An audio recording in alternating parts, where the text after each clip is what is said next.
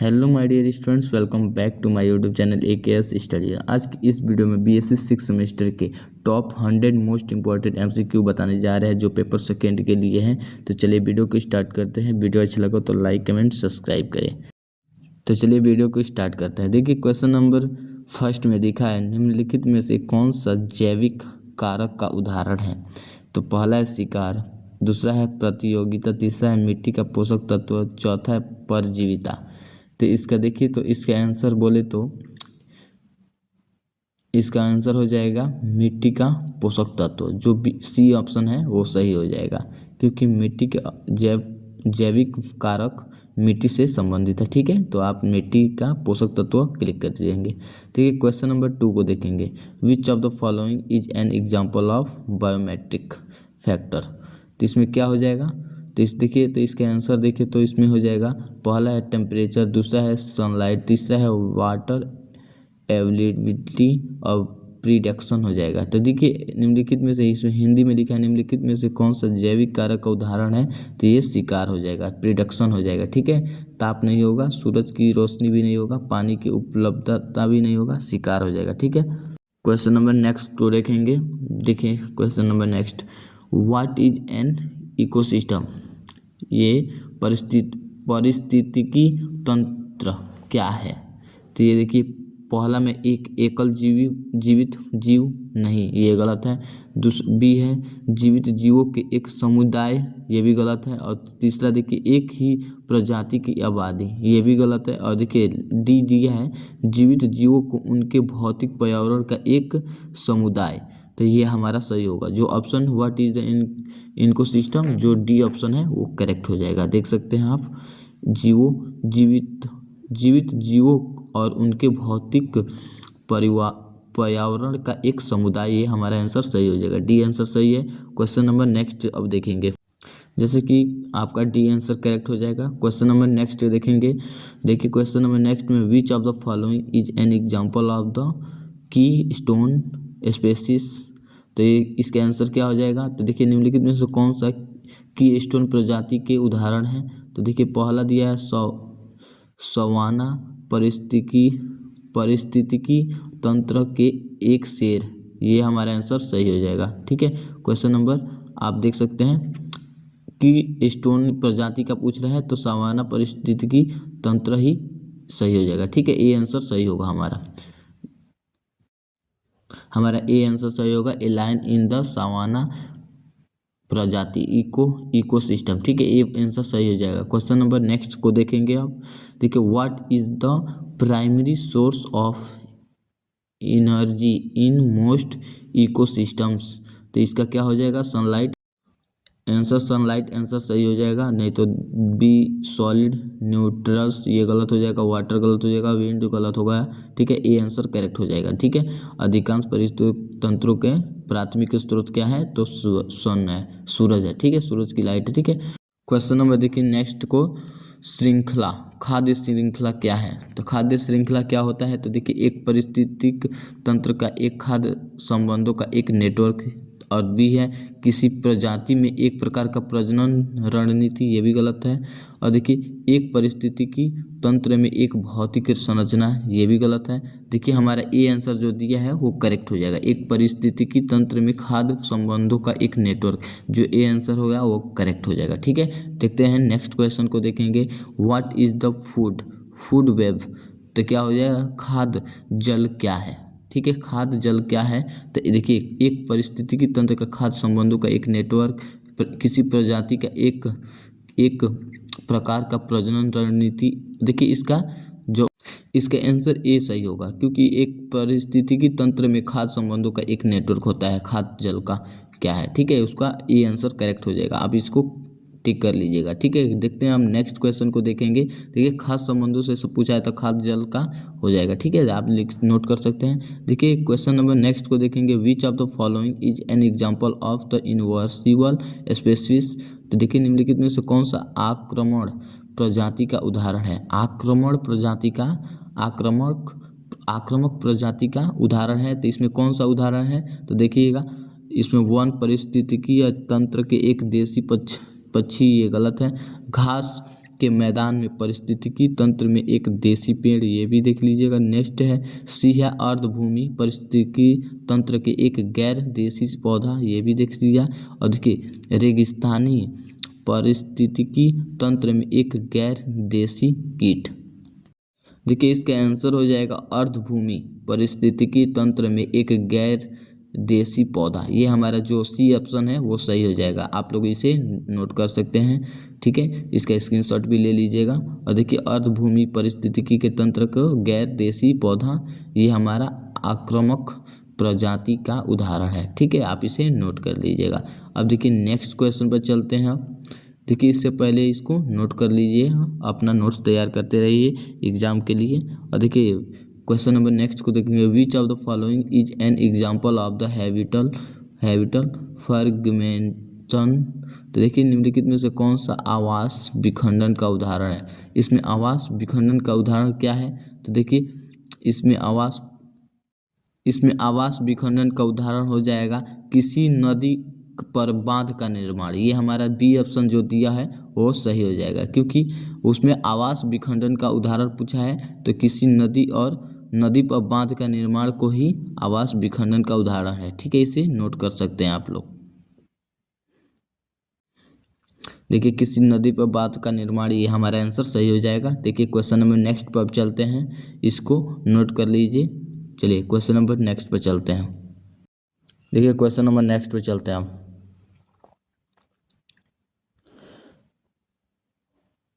Question number next देखेंगे तो this ecosystem has the minimum biomass.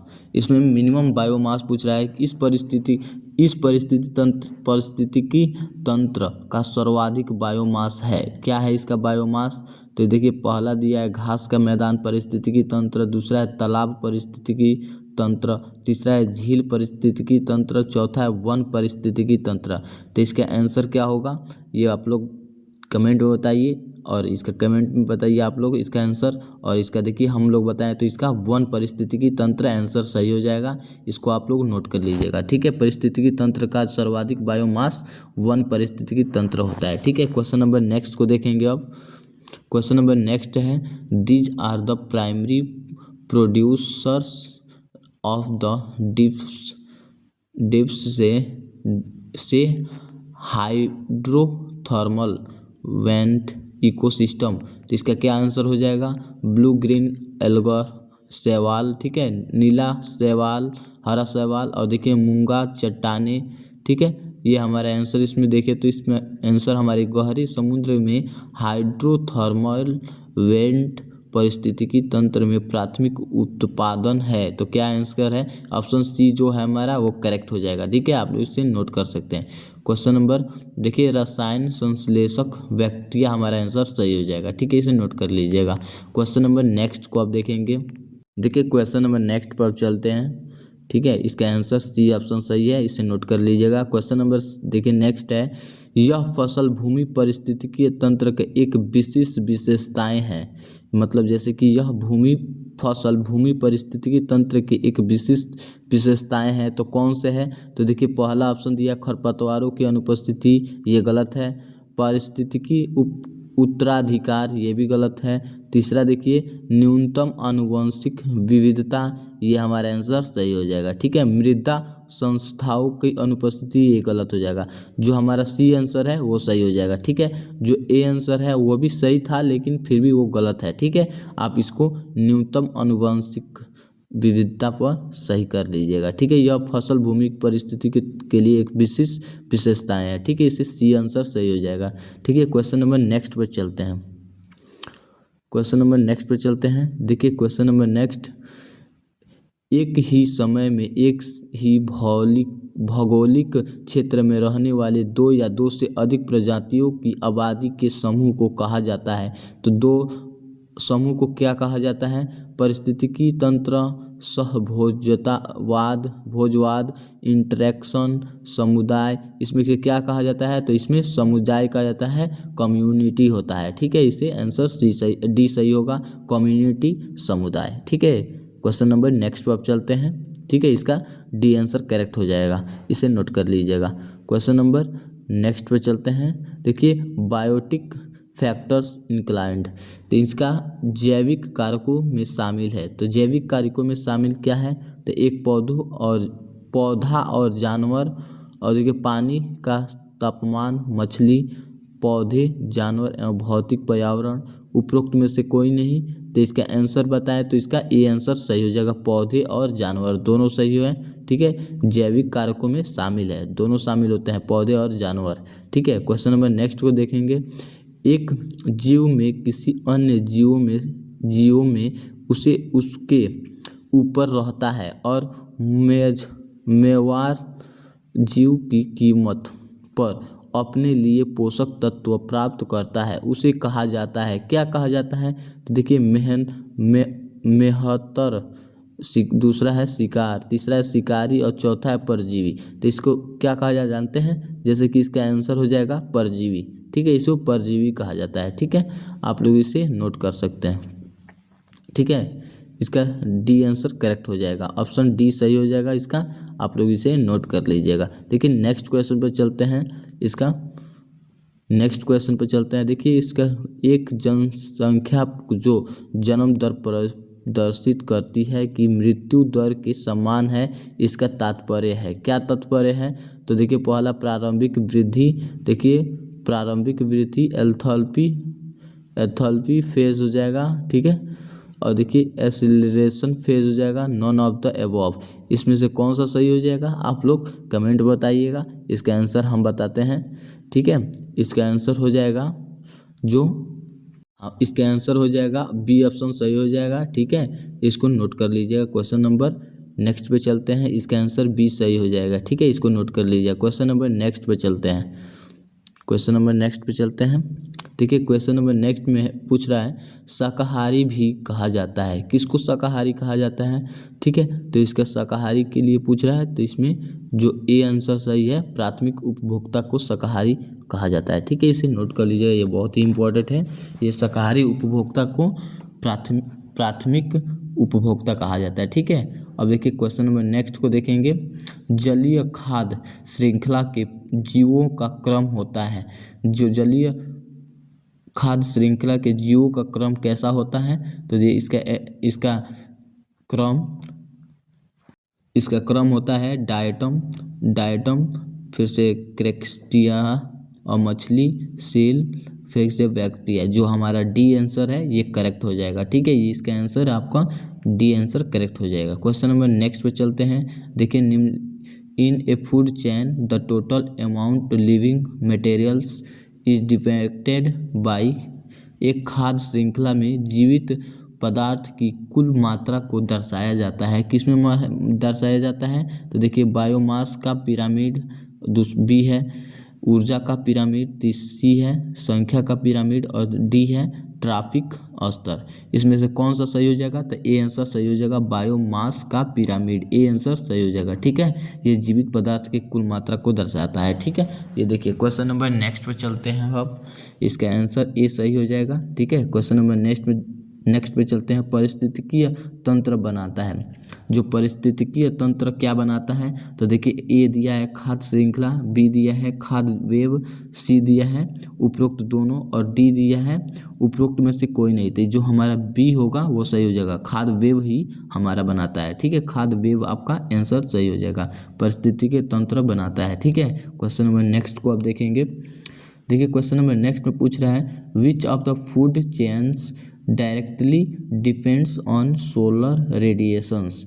तो इसका सोलर रेडिएशन पूछ रहा है, कौन सी खाद्य श्रृंखला सीधे तौर पर सौर विकिरण पर निर्भर करती है। इसमें कौन सी सौर ऊर्जा जो निर्भर करती है, तो देखिए चराना जो है ग्रेजिंग उस पर निर्भर करती है। ठीक है, आंसर आपका बी आंसर करेक्ट हो जाएगा, इसको आप लोग नोट कर सकते हैं। ठीक है, क्वेश्चन नंबर नेक्स्ट को देखेंगे।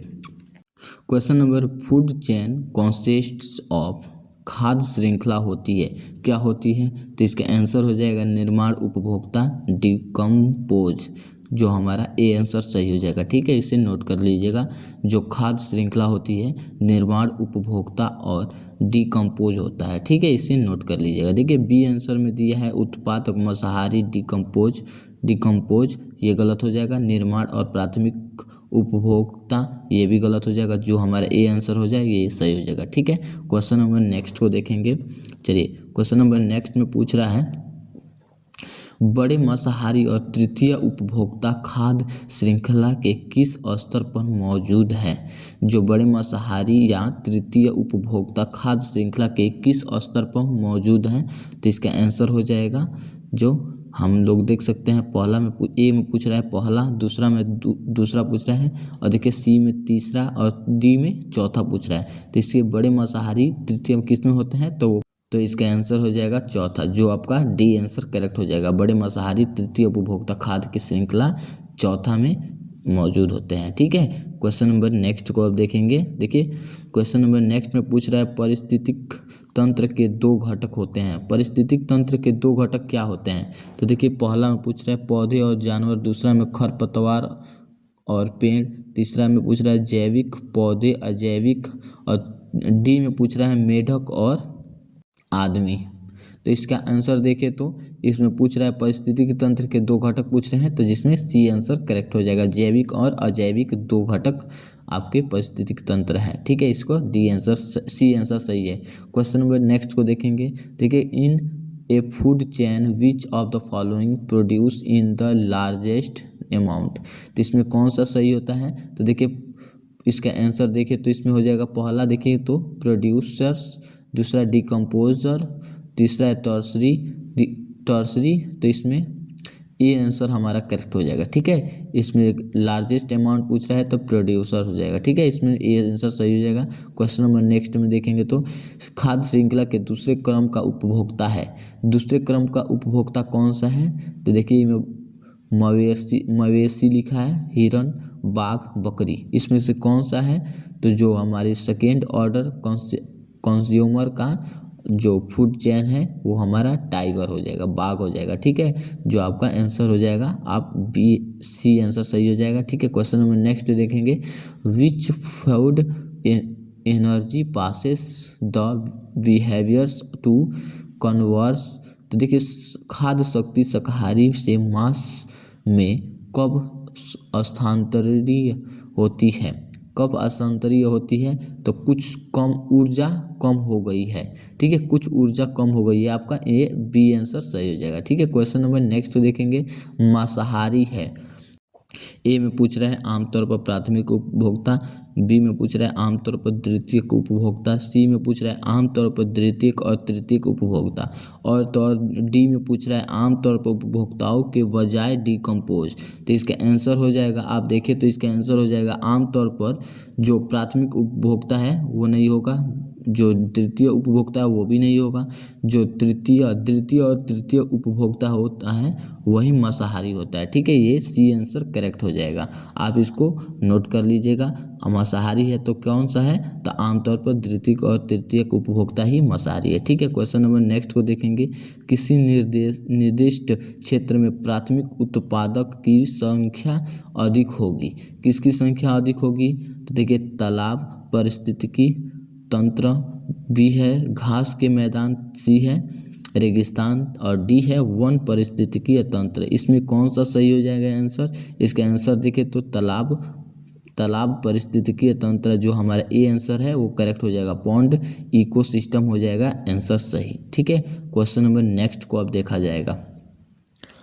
क्वेश्चन नंबर नेक्स्ट को देखेंगे। देखिए क्वेश्चन नंबर नेक्स्ट में पूछ रहा है, एक क्षेत्र के एक साथ रहने पर एक ही प्रजाति के व्यक्तियों का संग्रह डॉट करके के रूप में जाना जाता है। किस रूप में जाना जाता है? तो देखिए कीस्टोन प्रजाति, दूसरा है समुदाय, तीसरा है गिल्ड, और चौथा है जनसंख्या। तो ये हमारा जनसंख्या होगा। ठीक है, ये आपका आंसर डी आंसर करेक्ट हो जाएगा। ठीक, इसे एक ही प्रजाति के व्यक्तियों का संग्रह के रूप में जाना जाता है, तो जनसंख्या के रूप में जाना जाता है। आपका आंसर डी सही हो जाएगा। क्वेश्चन नंबर नेक्स्ट को देखेंगे। अब क्वेश्चन नंबर नेक्स्ट को देखेंगे। चलिए आगे बढ़ने से पहले वीडियो अच्छा लगा तो लाइक कमेंट सब्सक्राइब जरूर कर दीजिएगा। चलिए क्वेश्चन नंबर नेक्स्ट को देखेंगे, जनसंख्या का आकार घनत्व नामक गुण द्वारा दर्शाया जाता है। तो कौन सा दर्शाया जाता है? तो देखिए ए दिया है सच्चा और बी दिया है गलत। इसमें कौन सा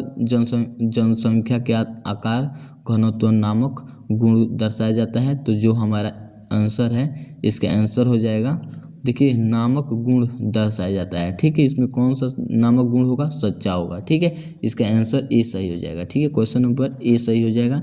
ठीक है, क्वेश्चन नंबर नेक्स्ट को देखेंगे।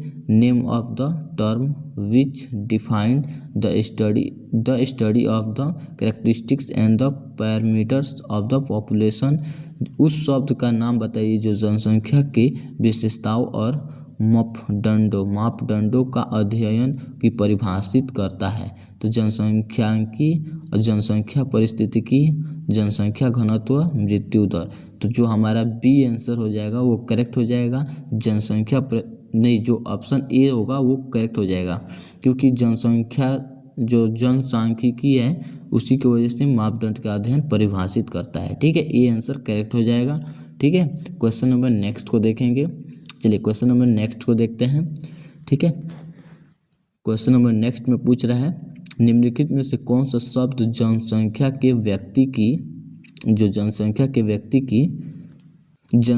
व्यक्ति की परिस्थितिकी अनुक्रमण के मेघवती विकसितात्मक चरण को कहा जाता है। क्या कहा जाता है? तो इसका आंसर देखें तो पहला में दिया है एक्सिस, और देखिए चरमोत्कर्षक, और जो डी है नग्रता। जो हमारा डी आंसर करेक्ट हो जाएगा, इसको नोट कर लीजिएगा, नग्रता। ठीक है, क्वेश्चन नंबर नेक्स्ट में देखेंगे तो द्वितीयक उत्तराधिकारी के बारे में यह सत्य है।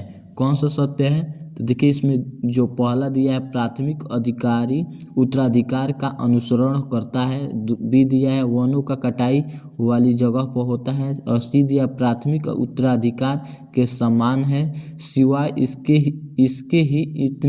इसकी गति अपेक्षाकृत धीमी है। ठीक है, क्वेश्चन। और देखिए डी में पूछा है एक नंगी चट्टान पर शुरू होता है। तो इसका आंसर क्वेश्चन नंबर जो बी है वनों की कटाई वाली जगह पर होता है, ये हमारा द्वितीयक उत्तराधिकारी के बारे में सत्य है। ठीक है, बी आंसर करेक्ट हो जाएगा।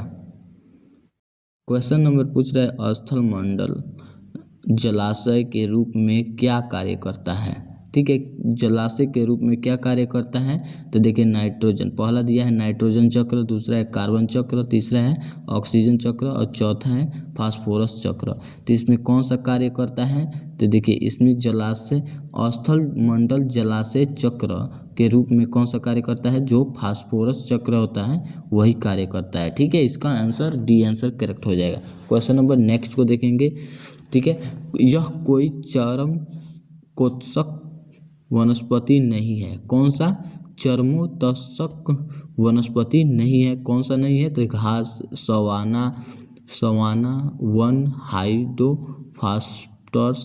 तो इसमें से कौन सा सही है? ठीक है, इसमें नहीं है। कौन सा चरमोत्कर्षक नहीं वनस्पति नहीं है? तो कौन सा नहीं होगा? तो इसका आंसर देखें तो इसमें जो हाइड्रोफास्टाइड्स जो है फाइटाइड्स, वो आंसर सही हो जाएगा, डी आंसर सही हो जाएगा। ठीक है, क्वेश्चन नंबर नेक्स्ट को देखेंगे, इसका डी आंसर सही था। क्वेश्चन नंबर नेक्स्ट को देखेंगे कि पारिस्थितिक उत्तराधिकार के बारे में यह बात गलत है। कौन सी बात गलत है? तो देखिए पहला में कौन सी बात गलत है? तो जो डी ऑप्शन है वो गलत हो जाएगा, इज ए रैंडम प्रोसेस, वो आंसर गलत हो जाएगा। ठीक है, वो आंसर सही होगा। जो इसमें जो पूछ रहा है परिस्थितिकी उत्तराधिकार के बारे में यह बात गलत है, तो इज ए रैंडम प्रोसेस ये सही हो जाएगा। ठीक है, क्वेश्चन नंबर नेक्स्ट को चलते हैं, ये हमारा आंसर हो जाएगा। ठीक है, क्वेश्चन नंबर नेक्स्ट को देखेंगे। पारिस्थितिक और अनुक्रमण के मध्यवर्ती विकासात्मक चरण को कहा जाता है। क्या कहा जाता है? तो नग्रता कहा जाता है। ठीक है, क्वेश्चन नंबर देखिए नेक्स्ट पे चलते हैं। क्वेश्चन नंबर नेक्स्ट पूछ रहा है लाइकेन अच्छे जैव संकेत है। लाइकेन जो अच्छे जैव संकेत है कौन सा है? तो देखिए पर्यावरण विकिरण गलत है, मृदा प्रदूषण गलत है, जल की वायु प्रदूषण, ये हमारा आंसर सी आंसर सही हो जाएगा। और डी में लिखा है उपरोक्त में से कोई नहीं, ये गलत हो जाएगा। जो वाटर एंड एयर पॉल्यूशन होता है ये सही हो जाएगा। ठीक है, क्वेश्चन नंबर नेक्स्ट को देखेंगे। देखिए क्वेश्चन नंबर नेक्स्ट में पूछा है धब्बेदार पंखों वाले एक कीट जो अपने गहरे रंग के कारण पृष्ठभूमि को घुलने मिलने में सक्षम होता है कहा जाता है, उसे क्या कहा जाता है? तो पहला है औद्योगिकी मेलानिज्म, और दूसरा है अनुकूलन, और तीसरा है शिकार, तीसरा है डी है विकास। ठीक है, तो इसमें कौन सा आंसर सही हो जाएगा? जिसे धब्बेदार कीटों का एक कीट है जिसका बदल लेता है, जैसे कि भूमि पृष्ठ में घुल मिल जाता है, तो उसका हो जाएगा औद्योगिकी मेलानाजिम। जो औद्योगिकी मेलानाजिम है, मेलाजिन जो है वो अपनी भूमि पृष्ठ के साथ साथ घुलन मिल सक्षम होता है। ठीक है, घुलने मिलने में सक्षम होता है। देखिए क्वेश्चन नंबर नेक्स्ट है, कार्बन डाइऑक्साइड के मुख्य रूप से ग्रीन हाउस गैस कहा जाता है क्योंकि ग्रीन हाउस गैस क्यों कहा जाता है? क्योंकि गर्मी को फैलाता है। ठीक है, क्वेश्चन नंबर जो है उसका आंसर ए सही हो जाएगा। ठीक है, गर्मी को फैलाता है। और देखिए बी में लिखा है जाल प्रकाश, ये गलत है। और सी में लिखा है गर्म धाराओं का फैलाना, ये भी गलत है। और डी भी गलत है। जो हमारा ए आंसर होगा वो करेक्ट हो जाएगा। ठीक है, क्वेश्चन नंबर नेक्स्ट को देखेंगे। ग्रीन हाउस गैसें वे हैं जो रक्त विकिरण को अवशोषित और उत्सर्जित करती है। उदाहरणों में शामिल है, कौन सा शामिल है? देखिए पहला है नाइट्रोजन, दूसरा में ओजोन, तीसरा में आर्गन, तीसरा में उपरोक्त में से कोई नहीं। तो जो हमारा बी आंसर है ओजोन, वो सही हो जाएगा। ठीक है, क्वेश्चन नंबर जो बी है ओजोन सही हो जाएगा। ठीक है, क्वेश्चन नंबर नेक्स्ट देखेंगे, इसमें ओजोन आंसर सही हो जाएगा। ठीक है, बी आंसर करेक्ट कर लीजिएगा। क्वेश्चन नंबर नेक्स्ट को देखेंगे। क्वेश्चन नंबर नेक्स्ट पे चलते हैं, इसका आंसर ओजोन सही था। ठीक है, क्वेश्चन नंबर नेक्स्ट पे चलते हैं, इसका आंसर देखा जाएगा। क्वेश्चन पूछ रहा है जलवायु परिवर्तन के कारण वेक्टर प्रजातियों में मौसमी संचारण होने पर क्या होता है? तो इसका आंसर दिया है बीमारियों का प्रसारण बढ़ना, और दूसरा है बीमारियों का प्रसारण कम हो गया, और तीसरा है वेक्टर प्रजाति स्तर स्वयं मर जाती है। ठीक है, क्वेश्चन और डी में पूछा है वेक्टर प्रजाति बीमारी नहीं फैलाती। तो इसका आंसर क्या होगा? देखिए इसका आंसर हो जाएगा बीमारी का प्रसारण बढ़ाने। ठीक है, बढ़ना। ठीक है, इसका आंसर ए सही हो जाएगा। ठीक है, क्वेश्चन नंबर देखिए जो जल परिवर्तन के कारण वेक्टर प्रजाति की मौसमी होना, वो ए आंसर सही था। ठीक है, क्वेश्चन नंबर नेक्स्ट को देखेंगे। निम्नलिखित में से कौन सा वृक्षिक जलवायु परिवर्तन प्राप्त कर सकता है? इसमें कौन सा है जो जलवायु प्राप्त कर सकता है? विश्व युद्ध 3, ठीक है, अवांछित नीतियाँ बनाना, और देखिए आवश्यकता से कम पानी पीना। ठीक है, शोषकर्ताओं का स्वच्छ पेशेवरों का प्रशिक्षण, जो इसका आंसर हो जाएगा। तो इसका आंसर देखिए तो इसका आंसर डी सही था। स्टूडेंट क्वेश्चन नंबर नेक्स्ट पे चलते हैं। तो चलिए क्वेश्चन नंबर नेक्स्ट पे चलते हैं, इसका आंसर डी को सही कर लीजिएगा। ठीक है, नेक्स्ट को देखेंगे। क्वेश्चन नंबर नेक्स्ट पे चलते हैं, इसका आंसर डी सही कर लीजिएगा। देखिए क्वेश्चन नंबर नेक्स्ट में पूछ रहे हैं किस वर्ष प्रशांत महासागर में प्रवाल की अब तक ज्ञात सबसे गंभीर मृत्यु हुई? ठीक, मतलब किस वर्ष महासागर में प्रवाल की अब तक ज्ञात सबसे गंभीर मृत्यु हुई थी? देखिए पहला हम पूछ रहा है 1993 में, और देखिए 1995 में पूछ रहा है, सी में पूछ रहा है 1997 में, और डी पूछ रहा है 2000। ठीक है, तो कौन सा है? तो जो आपका सी आंसर सही हो जाएगा। ठीक है, 1997 में ज़्यादा मृत्यु हुई थी बाढ़ प्रशांत के कारण। देखिए क्वेश्चन नंबर नेक्स्ट पूछा है निम्नलिखित में से कौन सी ग्रीन हाउस गैस नहीं है? कौन सी ग्रीन हाउस गैस नहीं है? तो पहला में है मीथेन, दूसरा में हाइड्रोजन, तीसरा में नाइट्रस ऑक्साइड, और चौथा में ओजोन। तो इसमें से कौन सा आंसर सही हो जाएगा? तो जो हमारा आंसर इसका हो जाएगा, जो ग्रीन हाउस गैस नहीं है तो हाइड्रोजन है जो ग्रीन हाउस गैस नहीं है। ठीक है, इसको नोट कर लीजिए। क्वेश्चन नंबर नेक्स्ट को देखेंगे।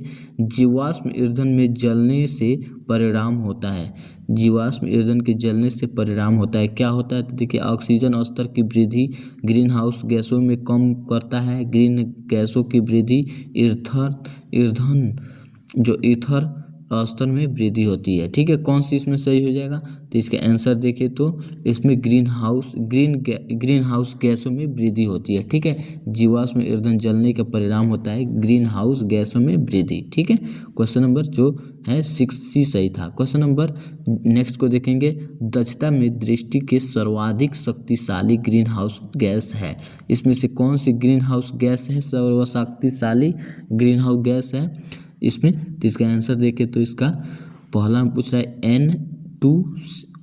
N2O और देखिए दूसरा में पूछ रहा है C2O और सी में पूछ रहा है CFC और डी में पूछ रहा है CH4। तो इसका आंसर हो जाएगा जो CFC है वो आंसर सही हो जाएगा, सी आंसर करेक्ट हो जाएगा। ठीक है, दक्षता की सर्वाधिक शक्तिशाली ग्रीन हाउस गैस है।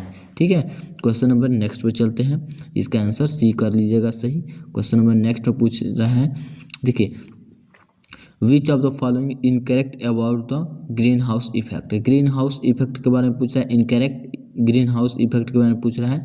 देखिए तो इसका आंसर देखें तो देखिए ग्रीन हाउस प्रभाव के बारे में निम्नलिखित में से कौन सा गलत है इसमें पूछ रहा है। तो पहला में पूछा है ग्रीन हाउस प्रभाव के कारण पृथ्वी पर जीवन संभव है। ठीक है, पृथ्वी पर जो ग्रीन हाउस के प्रभाव के कारण पृथ्वी पर जीवन संभव है। ठीक है, ग्रीन हाउस प्रभाव के प्राकृतिक प्रक्रिया है जो पृथ्वी के तापमान को बनाए रखती है। और सी है ग्रीन हाउस गैसों में उत्सर्जन जितना अधिक होगा पृथ्वी की वायुमंडल में तापमान उतना ही अधिक होगा। ठीक है, और डी में पूछ रहा है ग्रीन हाउस गैसों को बढ़ता उत्सर्जक एक प्राकृतिक प्रक्रिया है। तो इसका जो डी आंसर है वो करेक्ट हो जाएगा। ठीक है, इसे नोट कर लीजिएगा, ग्रीन हाउस गैसों में बढ़ता उत्सर्जन एक प्रक्रिया है। ठीक है, क्वेश्चन नंबर नेक्स्ट को देखेंगे, which of the naturally occurring greenhouse gas, कौन सी प्राकृतिक रूप में पाई जाने वाली ग्रीन हाउस गैस नहीं है। इसमें कौन सी ग्रीन हाउस गैस नहीं है? तो इथेन होगा जो ग्रीन हाउस गैस नहीं है। ठीक है, आप इसे नोट कर सकते हैं। नाइट्रस ऑक्साइड है, ये ग्रीन हाउस गैस है, और मीथेन है, कार्बन डाइऑक्साइड भी है, इथेन है जो ग्रीन हाउस गैस नहीं है। ठीक है, क्वेश्चन नंबर नेक्स्ट को देखेंगे, देखिए क्वेश्चन पूछ रहा है कार्बन पृथक्करण क्या है। जो कार्बन पृथक्करण क्या है? तो वातावरण से CO2 को हटाना। दूसरा है जलाशय में जमा करके CO2 का भंडारण। और सी में पूछ रहा है वायुमंडल में CO2 को हटाना और जलाशय में जमा करके इसका भंडारण करना। उपरोक्त में से कोई नहीं। इसका आंसर हो जाएगा जो आंसर सी सही होगा, वायुमंडल में CO2 को हटाना और जलाशय को जमा करके भंडारण करना। ये हमारा सी आंसर करेक्ट था। क्वेश्चन नंबर नेक्स्ट को देखेंगे, which of the sink of the carbon, sink for carbon, carbon के लिए कौन सा सिंक है? तो ये देखिए खारे जल निकाय, बी है पुराने तेल क्षेत्र, और सी है अर्धभूमियाँ, और डी है उपरोक्त सभी। ये हमारा सभी के सभी सही है। ठीक है, क्वेश्चन नंबर जो कार्बन के लिए सिंक है वो सभी सही है। ठीक है, क्वेश्चन नंबर नेक्स्ट में पूछ रहा है main contributor of acid rain are, अम्लीय वर्षा के मुख्य योगदानकर्ता है। जैसे अम्लीय वर्षा के मुख्य योगदानकर्ता कौन है? तो सल्फर डाइऑक्साइड, कार्बन ऑक्साइड, ये गलत हो जाए, नाइट्रोजन ऑक्साइड का सल्फर डाइऑक्साइड, ये हमारा आंसर सही हो जाएगा। ठीक है, और देखिए carbon dioxide, carbon mono oxide, ये गलत हो जाएगा, और डी भी गलत हो जाएगा। जो बी आंसर है वो करेक्ट हो जाएगा। ठीक है, आप इसे अम्लीय वर्षा का योगदान कहेंगे तो नाइट्रोजन ऑक्साइड और सल्फर ऑक्साइड हो जाएगा। बी आंसर करेक्ट हो जाएगा। क्वेश्चन नंबर नेक्स्ट को देखेंगे। ठीक है, क्वेश्चन नंबर नेक्स्ट में पूछ रहा है अम्लीय वर्षा शब्द किसने गढ़ा। अम्लीय वर्षा शब्द किसने बताया था कि अम्लीय वर्षा ही है। ठीक है, शब्द का निर्माण किसने किया था? तो देखिए पहला में क्राइस्ट राल्फ, ठीक, और दूसरा में एल्मर जोसेफ क्लार्क, और तीसरा में अर्नेस्ट फ्लावर, और डी में है रॉबर्ट एंगर्स और स्मिथ। जो हमारा डी आंसर करेक्ट हो जाएगा। इसी ने जो रॉबर्ट एंगर्स ने मिथीन है उन्होंने ही अम्लीय वर्षा का निर्माण किया था, उन्होंने ही बताया था अम्लीय वर्षा ही है शब्द का निर्माण किया था। ठीक है, अब देखिए क्वेश्चन नंबर नेक्स्ट में पूछ रहा है the main cause of the acid rain is, अम्लीय वर्षा का मुख्य कारण क्या है। तो इसमें मुख्य कारण क्या है, तो देखिए soil pollution, water pollution, air pollution और ऑल ऑफ दिस। तो इसमें एयर पॉल्यूशन की वजह से रेन वर्षा की मुख्य कारण है। ठीक है, ये आपको एयर पॉल्यूशन होगा। ठीक है, क्वेश्चन नंबर नेक्स्ट पे चलते हैं, इसका आंसर एयर पॉल्यूशन होगा। ठीक है, इसे नोट कर लीजिए। क्वेश्चन नंबर नेक्स्ट में पूछ रहा है sulphur dioxide sulphur dioxide is produce by, sulphur dioxide का उत्पादन होता है, कौन सा होता है। तो देखिए ए में पूछ रहा है परमाणु ऊर्जा संयंत्र, बी में पूछ रहा है कोयला बिजली संयंत्र और सी में पूछ रहा है अति जंतु विद्युत ऊर्जा संयंत्र और डी में पूछ रहा है उपरोक्त तो सभी। तो इसमें कौन सा सही हो जाएगा, तो देखिए इसका आंसर देखें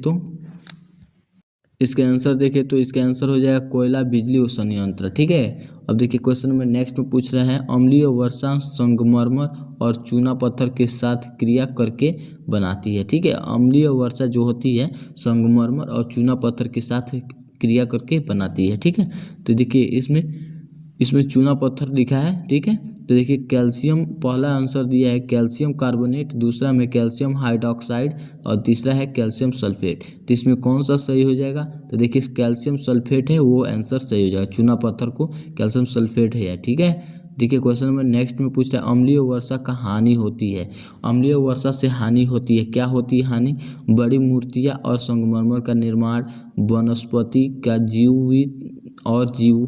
ठीक है, पेड़ पौधों में वृद्धि, उपरोक्त तो सभी। तो ये जो हमारा देखिए इसका आंसर देखें तो इसका आंसर हो जाएगा उपरोक्त तो सभी, जो अम्लीय वर्षा से सभी का नुकसान होता है। ठीक है, क्वेश्चन नंबर नेक्स्ट को देखेंगे।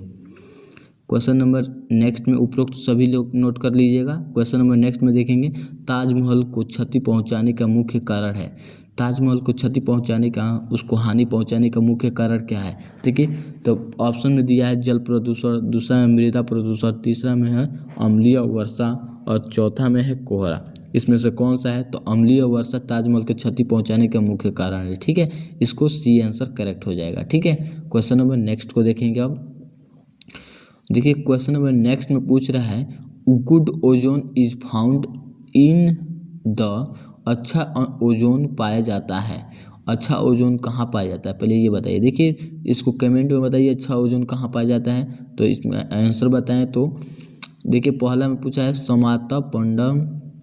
समात मंडल।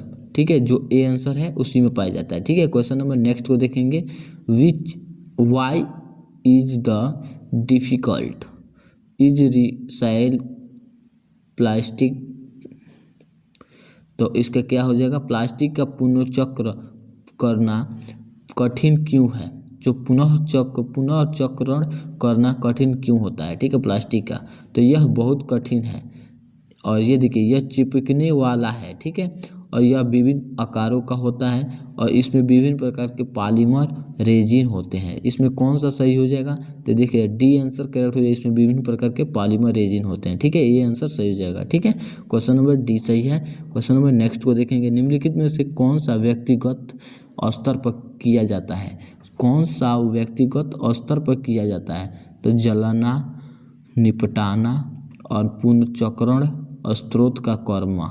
ठीक है, स्रोत का कर्म। ठीक, इसमें से कौन सा व्यक्तिगत को स्तर पर किया जाता है, तो इसको देखिए इसका आंसर देखिए तो हो जाएगा स्रोत का कर्मी, स्रोत में कमी, जो हमारा डी आंसर हो जाएगा ये सही होगा। ठीक है, सोर्स रिडक्शन होता है। ठीक है, क्वेश्चन नंबर नेक्स्ट को देखेंगे खाद कंटेनरों पर उपयोग के लिए पुनर्नवीकरण कागज पर प्रतिबंध क्यों लगाया गया है, पुनर्नवीकरण कागज पर प्रतिबंध क्यों लगाया गया है, क्योंकि यह बहुत सारी जगह बनाता है। ठीक है, और देखिए क्योंकि यह प्रदूषण फैलाता है, ये भी देखिए। क्वेश्चन नंबर सी में देखिए क्योंकि कागज का उपयोग केवल एक ही बार में किया जाता है, क्योंकि कागज बहुत मोटा होता है और खाद कंटेनरों को ढक नहीं सकता। ठीक है, बस तो इसका बी आंसर करेक्ट हो जाएगा, क्योंकि यह प्रदूषण फैलाता है। ये हमारा बी आंसर करेक्ट हो जाएगा। ठीक है, क्वेश्चन नंबर नेक्स्ट पे चलते हैं। देखिए, निम्नलिखित में से किस योजना का उपयोग अवशिष्ट प्रबंधन योजना के रूप में किया जाता है? ठीक है, निम्नलिखित में से किस योजना का उपयोग अपशिष्ट प्रबंधन योजना के रूप में किया जाता है? तो ये देखिए, इसके आंसर देखिए तो पुनः उपयोग का योजना, एकीकृत योजना, देखिए रिसाइकलिंग की योजना, क्रम करने की योजना। ठीक है, तो जैसे इसमें बी आंसर करेक्ट हो जाएगा, एकीकृत योजना होता है। ठीक है, क्वेश्चन नंबर नेक्स्ट को देखेंगे। अपशिष्ट जल में ठोस पदार्थों का न्यूनतम प्रतिशत कितना है? इसमें न्यूनतम प्रतिशत कितना होता है? अपशिष्ट जल का ठोस पदार्थ का न्यूनतम प्रतिशत कितना होता है? तो देखिए 60%, 50%, 30%, 40%। तो इसमें 40% आपका आंसर करेक्ट हो जाएगा। ठीक है, क्वेश्चन नंबर नेक्स्ट को देखेंगे। What is the colour of the specific waste water? तो इसमें देखिए लाइट ब्राउन होता है, डार्क ब्राउन होता है, ब्लैक, ग्रे। तो इसमें से कौन सा होता है? तो देखिए अब सेफ्टिस्ट का जो ब्लैक होता है। ठीक है, इसमें जो वेस्ट वाटर होता है उसका ब्लैक होता है। ठीक है, अब देखिए क्वेश्चन नंबर नेक्स्ट में पूछ रहा है, रसोई में सिंक के निकलने वाला अपशिष्ट जल कहलाता है, क्या कहलाता है? तो देखिए भूरा पानी, पीला पानी, काला पानी, भूरा पानी। देखिए अपशिष्ट जल होता है वो कैसे कलर का होता है, किस रंग का होता है, आप लोग पता ही होगा। रसोई के जो सिंक होते हैं उनमें किस कलर का होता है? तो देखिए इसका भूरा रंग का होता है। ठीक है, जो पानी होता है वो भूरा रंग का होता है। ठीक है, क्वेश्चन नंबर नेक्स्ट को देखेंगे। निम्नलिखित में से किस अपशिष्ट जल के मल जल नहीं होता है? मल जल नहीं होता है, तो इसमें कौन सा अपशिष्ट जल में मल जल नहीं होता है? तो देखिए सीवरेज, भूरा पानी, मैलापन, मल जल जो होता है, तो मैलापन जो होता है उसमें अपशिष्ट जल में मल जल नहीं होता है। ठीक है, क्वेश्चन नंबर नेक्स्ट को देखेंगे। सीवेज कीचड़ के पुनः उपयोग के लिए प्रयुक्त शब्द क्या है? प्रयुक्त शब्द क्या है? तो देखिए इसका आंसर देखिए तो इसका आंसर हो जाएगा बायोसॉलिड, स्वाभाविक, ठोस, और देखिए खाद्य, और देखिए खाद, और देखिए ठोस। इसमें से देखिए ए आंसर जो करेक्ट हो जाएगा। ठीक है, बायोसॉलिड होता है वो आंसर करेक्ट हो जाएगा। ठीक है, क्वेश्चन नंबर नेक्स्ट को देखेंगे। सेप्टिक टैंक प्रणालियों में उपलब्ध कराए गए दो टैंकों के क्या कार्य है? दो टैंक होते हैं। सेफ्टी टैंक के प्रणालियों के उपलब्ध कराया गए दो टैंकों का कार्य क्या होता है? तो देखिए इसका दो टैंकों का कार्य होता है काले और भूरे पानी का विभाजित करे। ठीक है, वो काले और भूरे भाग का विभाजित करता है, वो बी आंसर करेक्ट हो जाएगा। क्वेश्चन नंबर नेक्स्ट को देखेंगे। निम्नलिखित में से कौन सा अपशिष्ट जल उपचार का पारंपरिक तरीकों का विरोध करता है? कौन सा पारंपरिक तरीकों का विरोध करता है?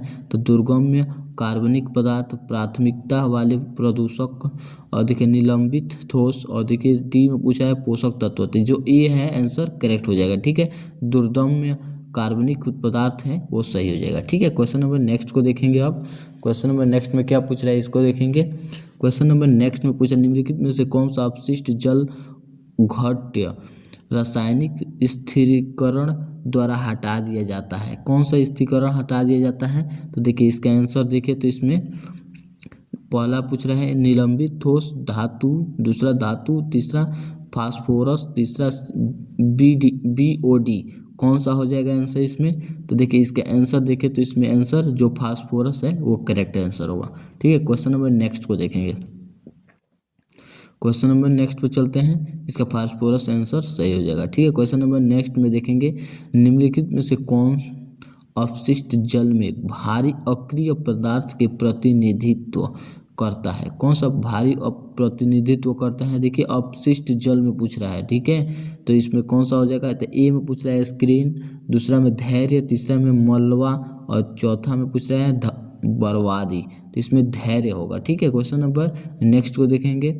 अपशिष्ट जल के लिए पर्याप्त हेड हासिल करने के लिए निम्नलिखित में से कौन सी प्रक्रिया अपनाई जाती है। देखिए पर्याप्त हासिल करने के लिए कौन सी अपनाई जाती है, तो विकिरण देखिए ऑक्सीकरण जो होता है ये करेक्ट हो जाएगा, ठीक है, बी आंसर करेक्ट हो जाएगा ऑक्सीकरण, ठीक है।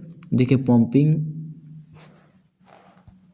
इस आंसर को बताइएगा, इसका आंसर बताइए, कमेंट में बताइए। जो अपशिष्ट जल के पर्याप्त हेड हासिल करने के लिए है, इसका क्या आंसर हो जाएगा, ऑक्सीकरण या पंपिंग, दोनों में से जो आंसर होगा कमेंट में बताइए। ठीक है, क्वेश्चन नंबर नेक्स्ट में देखेंगे, जानवरों का व्यवहार इससे प्रभावित होता है। इससे प्रभावित है किससे, तो आनुवंशिक कारक, पर्यावरणीय कारक, आनुवंशिक और पर्यावरणीय दोनों कारक। देखिए इसमें से दोनों में से कौन सा सही होगा, तो देखिए जो जानवरों का व्यवहार इससे प्रवाहित होता है, किसके कारण प्रवाहित होता है, देखिए आनुवंशिक और पर्यावरणीय दोनों के कारक वो प्रभावित होता है। ठीक है, क्वेश्चन नंबर नेक्स्ट में देखेंगे, निम्नलिखित में से कौन सा जन्मजात व्यवहार का उदाहरण है। देखिए क्वेश्चन नंबर कौन सा है, देखिए क्वेश्चन नंबर में पूछ रहा है कौन सा जन्मजात व्यवहार का उदाहरण होता है। ठीक है, learning to ride a bicycle, और देखिए बिल्डिंग ए नियरेस्ट, और देखिए अवॉइडिंग ए प्रीडक्टर, और देखिए सॉल्विंग ए माज। ठीक है, इसमें से कौन सा है होगा सही, तो देखिए इसके आंसर देखें तो इसमें जो जन्मजात व्यवहार का उदाहरण दिया जाए तो इसमें हो जाएगा अवॉइडिंग ए प्रेडेटर होगा, आंसर सही हो जाएगा, सी आंसर करेक्ट था। ठीक है, क्वेश्चन नंबर निम्नलिखित में से कौन सा जन्मजात का व्यवहार है, शिकारी से बचना। ठीक है, ये आंसर सी सही था। ठीक है, क्वेश्चन नंबर नेक्स्ट को देखेंगे, जानवरों में संचार इसके माध्यम से हो सकता है, किसके माध्यम से हो सकता है, तो देखिए क्वेश्चन नंबर नेक्स्ट में जानवरों के संचार किसके माध्यम से हो सकता है, देखिए दृश्य संकेत, श्रवण संकेत, रासायनिक संकेत, उपरोक्त सभी। कौन सा होगा सही, तो उपरोक्त सभी, क्योंकि जानवरों से बचने का माध्यम हो सकता है और सभी हो सकता है। ठीक है, किसी तरह से बचना ही है ना। देखिए क्वेश्चन नंबर नेक्स्ट में पूछ रहा है, प्रवासन जानवरों द्वारा प्रदर्शित एक व्यवहार है, तो साथियों की तलाश करें, भोजन ढूंढें, ठीक है, शिकारियों से बचें, और देखिए उपरोक्त आवासों पर चले जाएं, आवासों जगह पर चले जाएं। तो इसमें से कौन सा आंसर सही हो जाएगा, तो देखिए पूछ रहा है प्रवास जानवरों का प्रदर्शित कर एक व्यवहार करता है, तो आवासों के चले जाए। ठीक है, मतलब उपयुक्त आवासों में चले जाएं। ठीक है, डी आंसर करेक्ट हो जाएगा। क्वेश्चन नंबर नेक्स्ट को देखेंगे। ठीक है, क्वेश्चन नंबर नेक्स्ट में पूछ रहा है, प्रवासन जानवरों द्वारा प्रदर्शित एक व्यवहार है, कौन सा व्यवहार है, तो साथियों की तलाश करें, ठीक है, भोजन ढूंढें, शिकारियों से बचें, और देखिए उपयुक्त आवासों पर चले जाएं। ठीक है, इसमें डी आंसर करेक्ट हो जाएगा। ठीक है, उपयुक्त आवासों पर चले जाएं, अच्छे स्थान पर चले जाएं, इसका आंसर हो जाए। ठीक है, निम्नलिखित में से कौन सा स्कैडियन लय का उदाहरण है, स्कैडियन लय का उदाहरण है, तो कौन सा होगा, तो देखिए आंसर देखें तो हाइबरनेशन। ठीक है, पक्षियों का प्रवास, नींद जागने का चक्र, क्षेत्र का अंकुरण। तो इसमें से कौन सा आंसर सही हो जाएगा, तो देखिए आंसर देखें तो इसमें नींद जाने का चक्र भी सही है इसका आंसर। ठीक है, इसका आंसर नींद जाने का चक्र सही था। क्वेश्चन नंबर नेक्स्ट को देखेंगे, परोपकारी व्यवहार का विशेषता है, कौन सा है, स्वार्थ के कारण करना। देखिए परोपकारी व्यवहार की विशेषता है सहयोग और दूसरे की मदद करना। ठीक है, ये आंसर सही हो जाएगा। ठीक है, क्वेश्चन नंबर नेक्स्ट को देखेंगे, खाद्य स्रोत में स्थान को बताने के लिए वेगल नृत्य करने वाली मधुमक्खियों का व्यवहार इसका एक उदाहरण है। तो देखिए सहज व्यवहार, सहयोगी शिक्षा, छापना, फेरोमोन के माध्यम से संचार, इसका आंसर हो जाएगा, सहज व्यवहार। ठीक है, जो मधुमक्खियों का व्यवहार होता है सहज व्यवहार होता है। ठीक है, आप लोग देख सकते हैं। ठीक है, क्वेश्चन नंबर नेक्स्ट को देखेंगे। चलिए क्वेश्चन नंबर नेक्स्ट चलते हैं, इसका आंसर ए सही कर लीजिएगा। क्वेश्चन नंबर नेक्स्ट पे चलते हैं, क्वेश्चन नंबर नेक्स्ट को देखेंगे। इस वीडियो में 100+ क्वेश्चन दिया गया है, तो चलिए वीडियो को यहीं पर समाप्त किया जाता है। वीडियो अच्छा लगा तो लाइक कमेंट सब्सक्राइब जरूर कीजिएगा, क्योंकि इस चैनल से जुड़ने पर नेक्स्ट MCQ क्वेश्चन बनेगा उसको आपके पास पहले ही पहुंच जाएगा। तो चलिए वीडियो को यहीं पर समाप्त किया जाता है। वीडियो अच्छा लगा तो लाइक कमेंट सब्सक्राइब जरूर कीजिएगा। Thank you for watching my video.